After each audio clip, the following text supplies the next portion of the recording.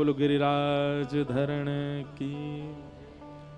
नख पे धार लियो गिरिराज, नाम गिरधारी पायो है। गिरधारी पायो है, नाम बनवारी पायो है। नख पे धार लियो गिरिराज, नाम गिरधारी पायो। अभी भोपाल आने से पहले शरद उत्सव था गिरिराज जी में, 4 दिन की कथा थी। तो शरद पूर्णिमा वाले दिन एक भाव मन में आया, वैसे मैं कहता ही हूं इस भाव को, कि व्यक्ति जब भार की वस्तु उठाता है, बहुत सावधानी से सब लोग इधर देखो, जब आप कोई भारी वस्तु उठाते हैं तो आपने घुटने भी मुड़ जाते हैं, आपकी कमर भी झुक जाती है, आपका मुंह भी जो है आपस में बंद हो जाता है और आप टेढ़े मेढ़े से हो जाते हो। पर हमारे ठाकुर जी गिरिराज जी बिल्कुल सीधा उठाया इन्होंने, ये बिल्कुल टेढ़े नहीं हुए गिरिराज जी उठाने में। ठाकुर जी गिरिराज जी कैसे उठाते हैं?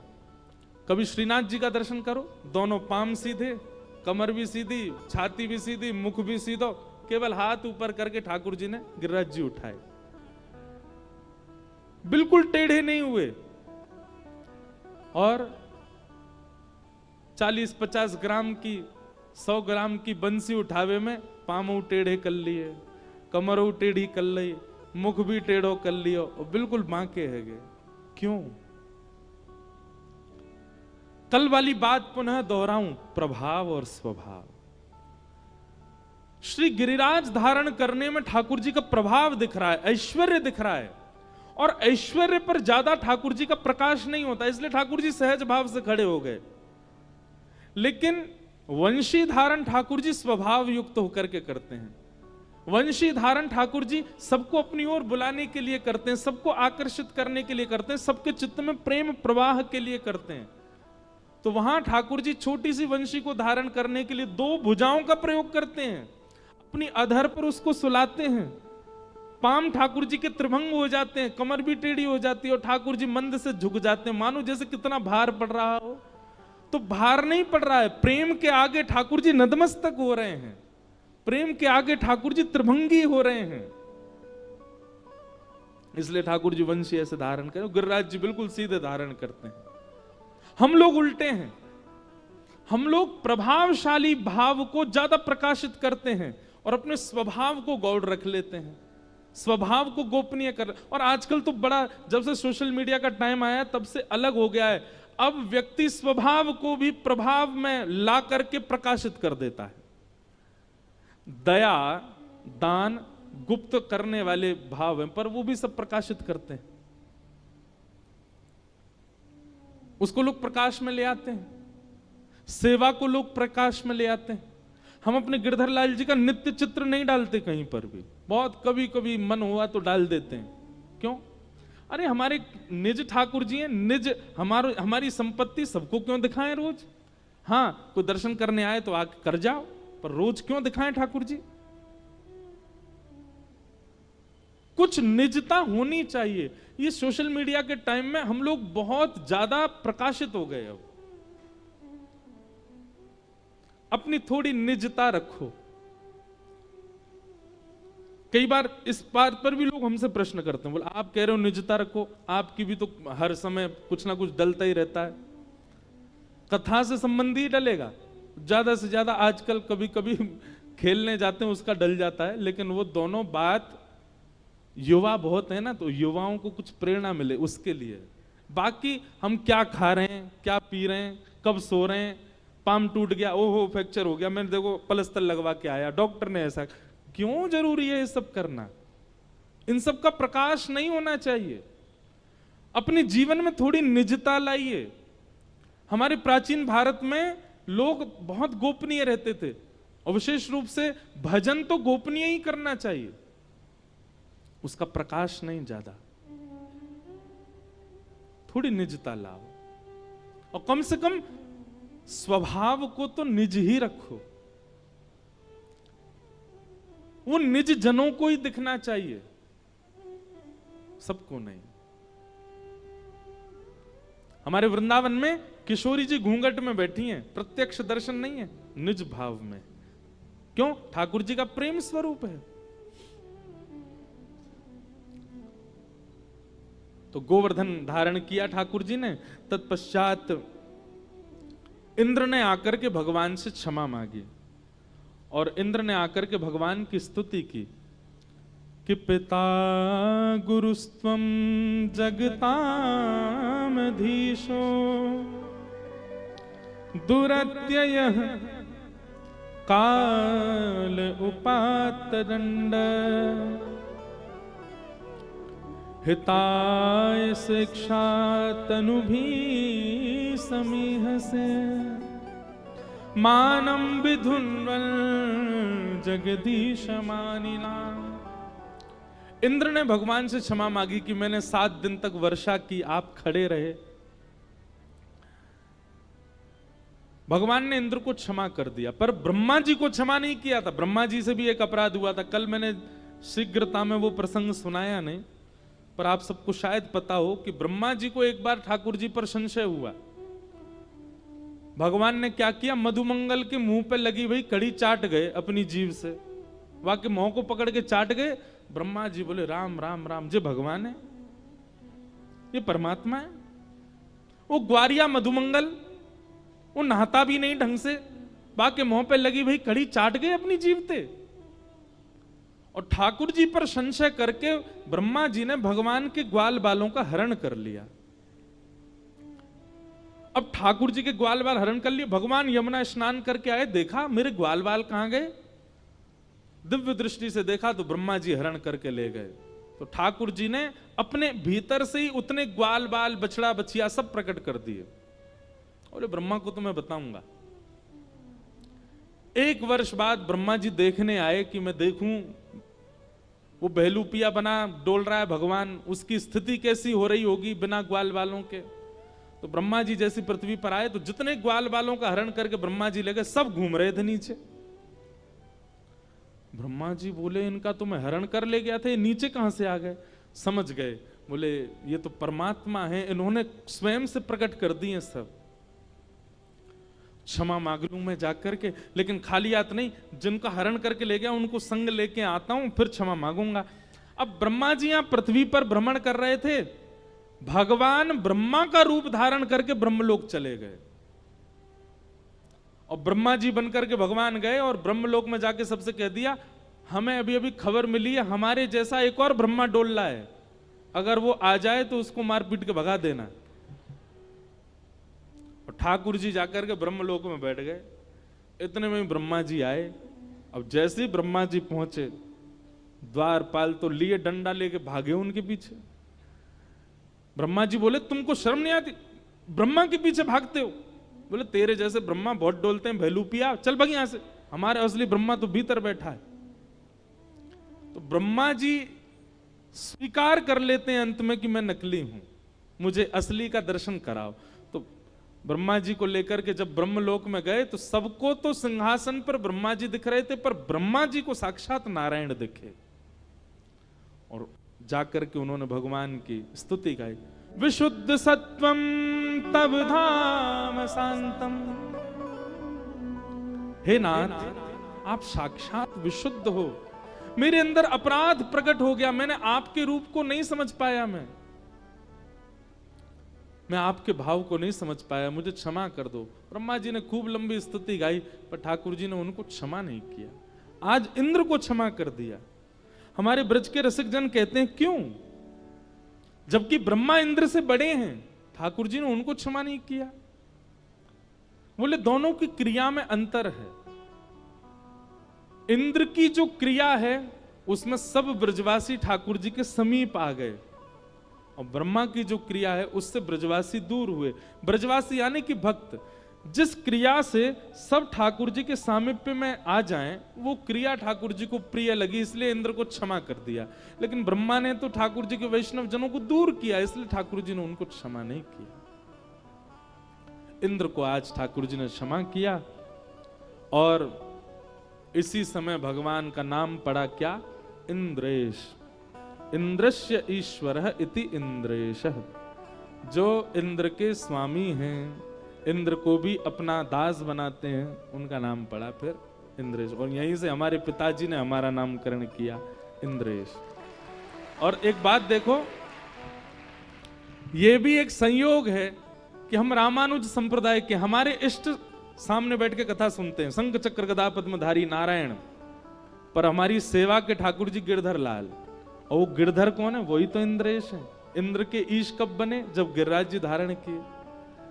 तो ये एक कोई, और एक पंक्ति में गाता हूं ना कथा में, कई जन्मों से बुला रहे हो, कोई तो नाता जरूर होगा, नजरों से नजरें मिला न पाऊं, मेरी नजर का कसूर होगा, तुम ही तो मेरे माता पिता हो, तुम ही तो मेरे बंधु सखा हो, कितने रिश्ते तुम संग मेरे, कोई तो रिश्ता जरूर होगा। एक बात प्रमाणित मान लीजिए, आपको कथा अगर 7 दिन में, हम कह रहे हैं 7 दिन में 3 घंटा की कथा में 1 मिनट भी आपका मन कथा में लग गया हो, और वो 1 मिनट की कथा में आपके रोंगटे खड़े हो गए हो, वो 1 मिनट में आपके नेत्र सजल हो गए हो, मन को अत्यंत आह्लाद हो गया हो, तो यह बात स्वीकार कर लीजिए कि आपका पूर्व संबंध ठाकुर जी से कुछ तो है, जो आपको वो बात प्रिय लग गई, वो भाव प्रिय लग गया, वो क्षण प्रिय लग गया। कैसे? हमने ठाकुर जी को देखा तो है नहीं, हम ठाकुर जी से मिले तो है नहीं, ठाकुर जी से कभी हमारा संवाद तो हुआ नहीं, फिर यह कथा इतनी प्रिय क्यों लगती है? वृंदावन जाकर के वह धाम क्यों प्रिय लगता है? वृंदावन के वैष्णव संत जनों को देखकर के उनके सामने सब समर्पित करने की इच्छा क्यों प्रकट हो जाती है? वृंदावन के प्रसाद को लेते समय कंठ इतना आनंद में क्यों आ जाता है? कथा सुनते सुनते नेत्र सजल क्यों हो जाते हैं? संबंध तो है ठाकुर जी से। कोई अपराध हमसे छोटा सा बन गया होगा, जिसके कारण ठाकुर जी ने पुनः मानव बना करके भेज दिया, और आज मानव बनकर के हम अपनी क्रियाओं को क्रियान्वित कर रहे हैं। पर जब कथा सुनी, जब सत्संग सुना, जब किसी संत रसिक की वाणी सुनी, तो वाणी सुनकर के मन आह्लादित हो गया, मानो हम तो भूल गए कि हमारा पूर्व संबंध क्या था ठाकुर जी से, पर हमारी चेतना को याद है, हमारी आत्मा को स्मृति है कि नहीं, ठाकुर जी से कुछ तो संबंध है, कोई तो भाव है।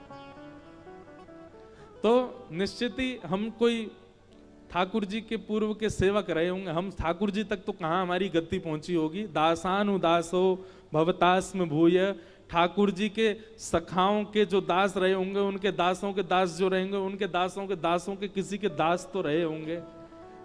कोई अपराध के कारण ठाकुर जी से विलग हो गए, पुनः जन्म हुआ, परंतु इस जन्म को सार्थक कर दिया, और हम मानते हैं कि हमारा जन्म सार्थक हो रहा है। क्यों? हम जो सेवा कर रहे हैं ये ठाकुर जी ने दी है, बस हम एक ही आशीर्वाद मानते हैं ठाकुर जी से, या के अलावा हमसे कोई काम बन ही नहीं पाए, बाकी सब काम में हम फिसड्डी रह जाएं, बस कथा हमसे हो पाए, और कोई काम के नहीं रहे। बस नाथ जीवन भर, जब तक श्वास है, जब तक वाणी है, जब तक जीवन है, जब तक प्राण है, तब तक ये कथा करते रहें, बस अपने जन्म को सफल कर दें इस कथा के माध्यम से।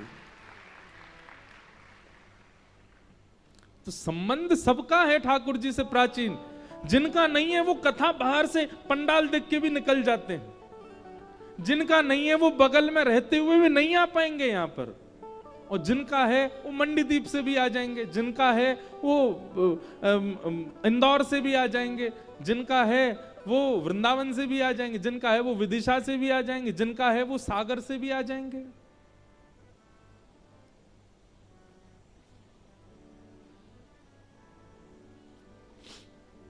ये बात निश्चित है कि आप अपनी इच्छा से प्रेम ठाकुर जी से नहीं कर सकते, किसी के बताने से आपको प्रेम नहीं होगा ठाकुर जी से, ठाकुर जी के प्रति प्रेम होगा कब? जब ठाकुर जी आपको प्रेम भरी दृष्टि से देख लेंगे। ठाकुर जी चाहेंगे तो ही उनसे प्रेम हो सकता, नहीं तो नहीं।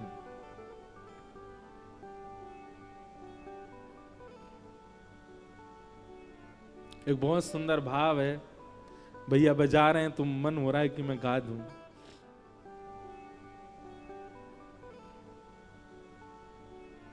एक बहुत सुंदर भाव है, भैया बजा रहे हैं तो मन हो रहा है कि मैं गा दूं। मुझको राधा रमन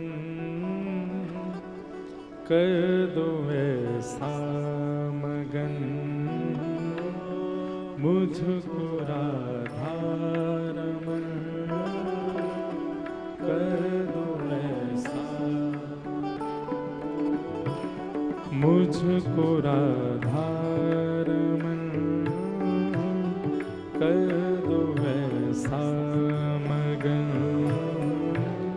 मुझको राधा कर दो ऐसा। ओ रटू मैं तेरा नाम यूं आठों याम, रटू मैं तेरा नाम, गाओ सब लोग।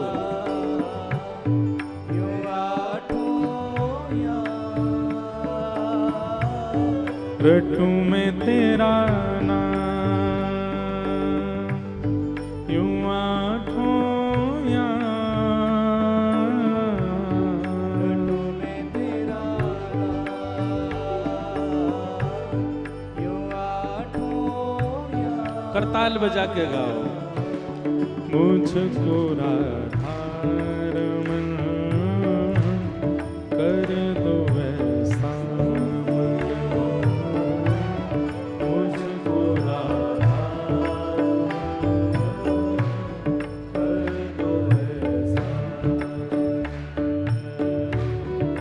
रटू मैं तेरा नाम यूं आठों याम, रटू मैं तेरा नाम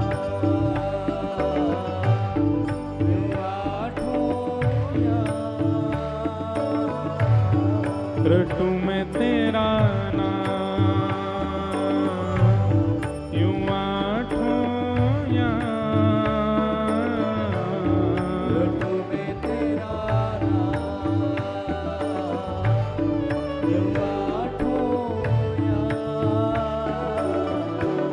मुझको राधा रमन कर दो ऐसा मगन, मुझको राधा कर दो ऐसा। कैसा मगन? करुणा निधान मोह पे कृपा कर रीझिए, करुणा निधान मुझ पे कृपा कर रीझिए, करुणा निधान मुझ पे कृपा कर रीझिए।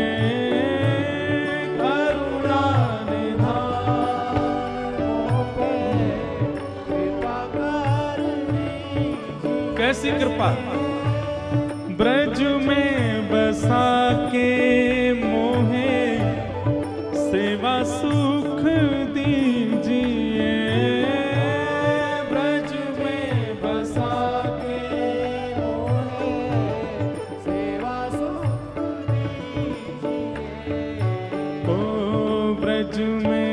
बसा के मोहे सेवा सुख दीजिए, ब्रज में बसा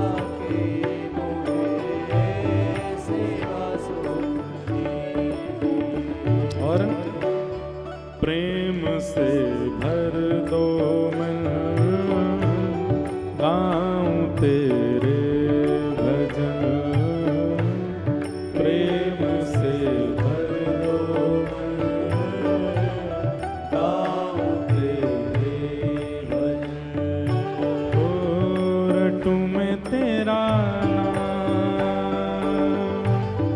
यूं आठों याम, रटूं मैं तेरा नाम यूं आठों याम, रटूं मैं तेरा नाम यूं आठों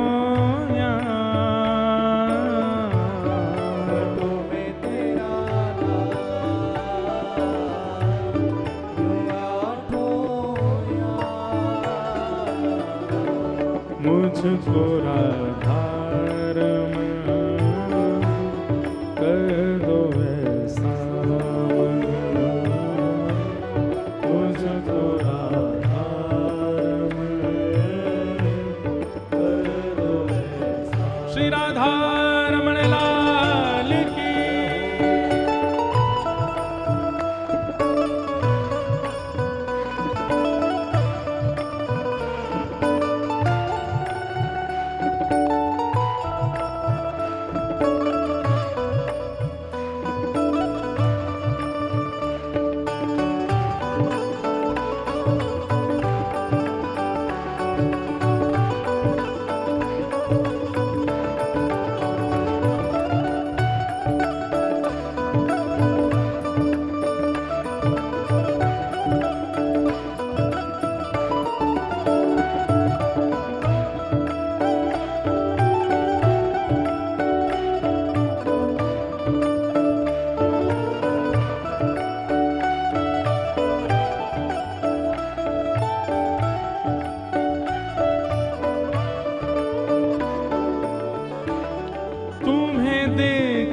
जीऊं तुम्हें देख मर जाऊं मैं, तुम्हें देख जीऊं तुम्हें देख मर जाऊं मैं, जन्म जन्म तेरा दास ही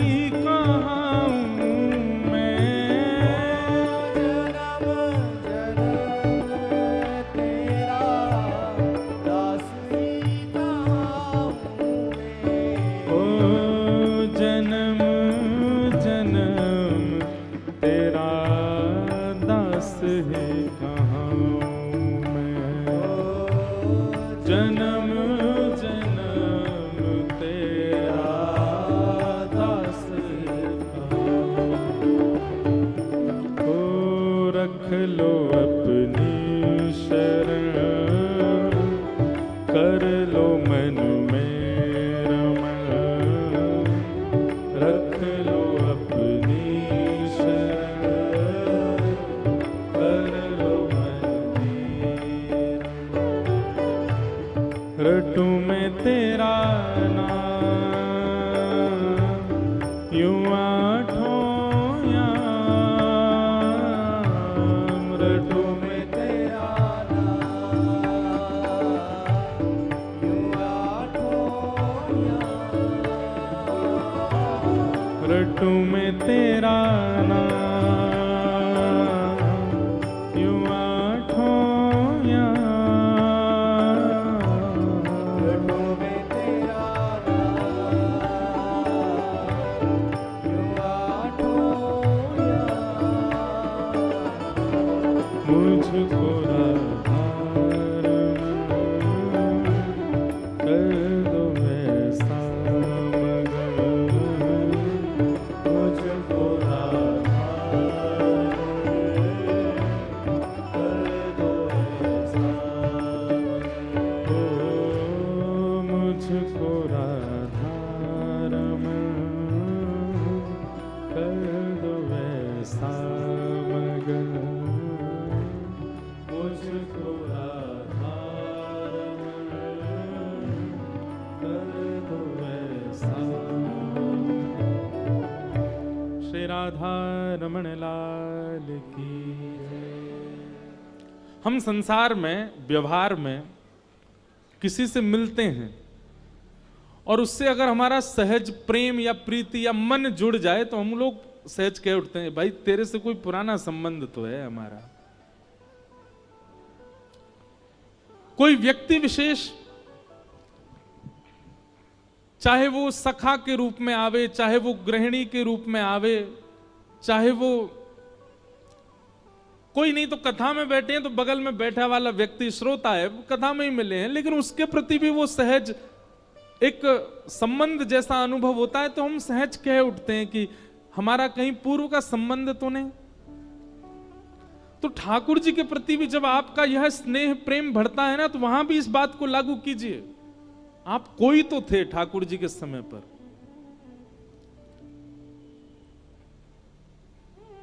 किसी को भी उठा लीजिए, मीराबाई माधवी नाम की गोपी थी द्वापर में, सूरदास श्री उद्धव जी महाराज, आपको पता है उद्धव जी ही सूरदास बनकर के आए हैं। क्यों? क्योंकि ठाकुर जी के निभृत निकुंज में किसी का प्रवेश नहीं है, केवल ठाकुर जी और किशोरी जी लीला कर रहे थे। ललिता विशाखा द्वार रोक करके खड़ी हैं कि कोई भीतर ना जाए, तभी उद्धव जी महाराज आ गए। उद्धव जी भगवान के सखा, तो उद्धव जी महाराज जैसे ही भीतर प्रवेश करने लगे, ललिता विशाखा ने रोका। सब लोग बहुत ध्यान से सुनो। बोले ठाकुर जी निवृत्त निकुंज में बैठे हैं, यहां किसी का प्रवेश नहीं है। उद्धव जी बोले निवृत्त निकुंज हो या कोई सी निकुंज हो, हमारा प्रवेश सब जगह है। ललिता विशाखा बोली उद्धव, अपनी द्वारिका में चलाना या मथुरा में चलाना, ये वृंदावन में नहीं चलेगी तुम्हारी। वृंदावन में सखियों की चलती है, हमारी इच्छा से ठाकुर जी पाते हैं, हमारी इच्छा से सोते हैं, हमारी इच्छा से चलते हैं। उद्धव जी बोले ठाकुर जी को अगर पता चल गया ना कि द्वार पर उद्धव आया है, अपनी सब लीला वीला छोड़ के आ जाएंगे बाहर, इतना प्रेम करते हैं मुझसे। ललिता विशाखा बोली वो सबसे ऐसे ही स्नेह मान देते हैं, सबको ऐसे ही लगता है कि वो सबसे ऐसे ही प्रेम करते हैं, पर ऐसा कुछ नहीं है। वो ब्रज के लिए उनका अलग ही भाव है। उद्धव जी बोले देखिए मेरा समय खराब मत करो, मुझे भीतर जाने दो। ललिता विशाखा ने मना किया। उद्धव जी हठ पूर्वक निकुंज में प्रवेश कर गए, तो सखियों ने उनको शाप दे दिया। बोले जाओ तुम हठ पूर्वक जा रहे हो भीतर, लेकिन हमारा शाप है कि तुम नेत्रहीन हो जाओगे, कुछ नहीं दिखेगा तुमको भीतर। उद्धव जी भीतर चले गए और भीतर जाकर के जब उन्होंने देखा तो निकुंज दिख रहा है, यमुना जी दिख रही है, सेज दिख रही है, ठाकुर जी की आवाज सुनाई दे रही, पर ठाकुर जी नहीं दिखे। तो उद्धव जी महाराज ठाकुर जी क्या, मुझे आप दिख क्यों नहीं रहे हो? बोले उद्धव ये सखियां सामान्य गोपियां नहीं है, ये गैया चराने वाली, गोबर थापने वाली, दूध निकालने वाली, इनको तुम सामान्य गोपी मत समझो। ये वेद की ऋचाएं हैं, ये दंडकारन बन के संत हैं, कितनी तपस्या करके गोपी बन करके आई हैं। और इनकी बात सत्य है, निवृत्त निकुंज में किसी का प्रवेश नहीं है इनकी आज्ञा के बिना, और तुम चले आए। ठाकुर जी मैं तो देखे ही नहीं पा रहा। बोले कोई बात नहीं, अब इसका लाभ कलयुग में तुमको जीवों को देना है, तुम ही सूरदास बन के आओगे। नेत्र नहीं होंगे, पर बिना नेत्र के भी मेरी उन लीलाओं का दर्शन करोगे जो नेत्र वाले भी नहीं कर पाए, और उन लीलाओं को लिख करके तुम पूरे जग को मेरे भाव से आस्वादित कराओगे। वही उद्धव जी सूरदास बन के आए। स्वामी श्री हरिदास जी महाराज ललिता जी के अवतार, ललिता जी थी। विशाखा जी हरिराम व्यास बन करके आए। हितरिवंश महाप्रभु पूर्व में वंशी हैं ठाकुर जी के।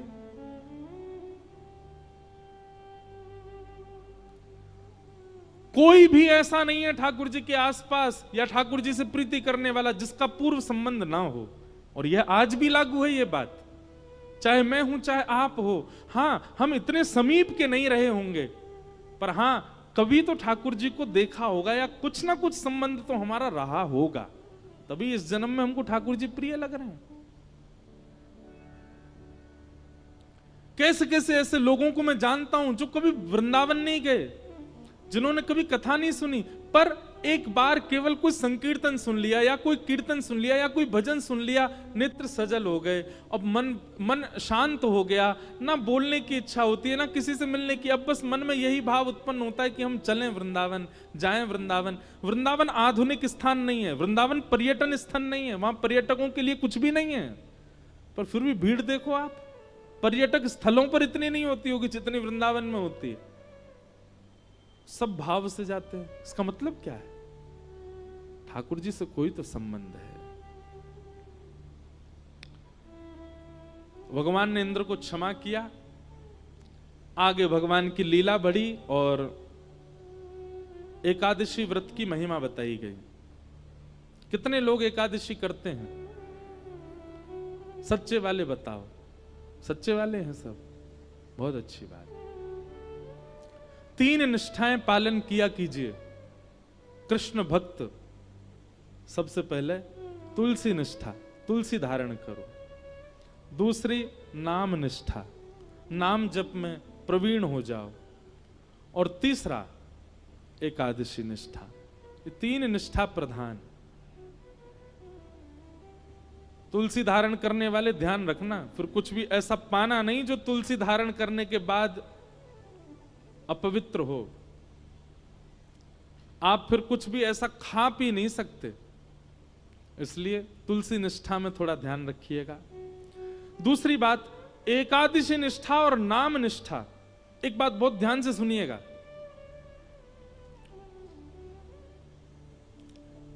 व्रत में भार का अनुभव जैसे ही होता है ना, व्रत टूट जाता है। आप व्रत करते समय अगर मन में ये विचार करते हैं, आज तो एकादशी है, द्वादशी में इतना पा लिया कि भूखे ही नहीं लगे अगले दिन, ऐसा व्रत नहीं। व्रत को सौभाग्य मान करके धारण करो, वो सौभाग्य है मेरा। कई बार कई लोग व्रत रखते हैं तो व्रत के समय कोई और अगर अन्न पा रहा हो तो उससे दूर उठ के बैठ जाते हैं। क्यों? इसकी थाली देख के हमारा मन नहीं करावे।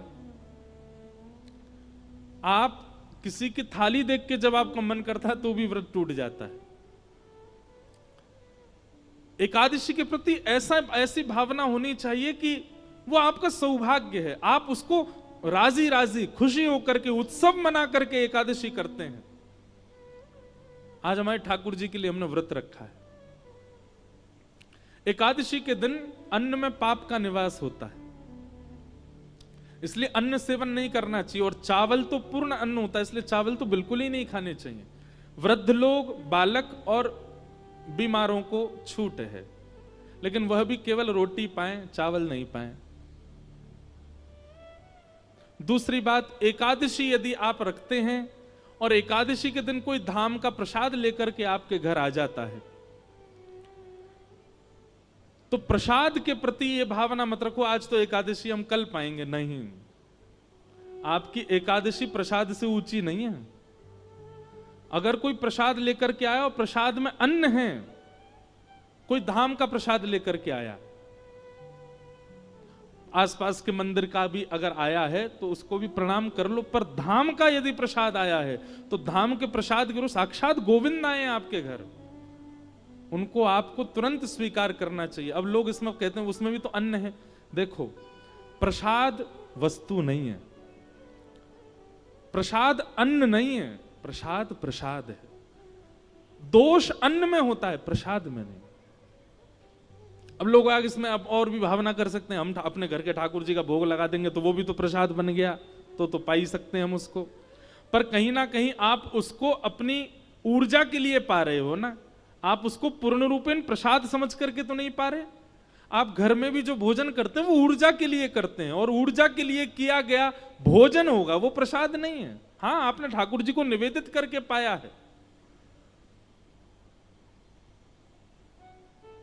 घर के ठाकुर जी को प्रसाद, यदि वैसे तो एकादशी पर भी ठाकुर जी को तो अच्छे पकवान ही पवाने चाहिए, पर उसका भी आप तिनका ले सकते हो। ऊर्जा संचार के लिए, अपने देह के स्वास्थ्य के लिए और जो भी क्रियाओं के लिए जो आप पा रहे हो, उसमें आपको व्रत ही रखना चाहिए। एकादशी व्रत भगवत प्राप्ति का एक बहुत श्रेष्ठ साधन है। उसको करना चाहिए।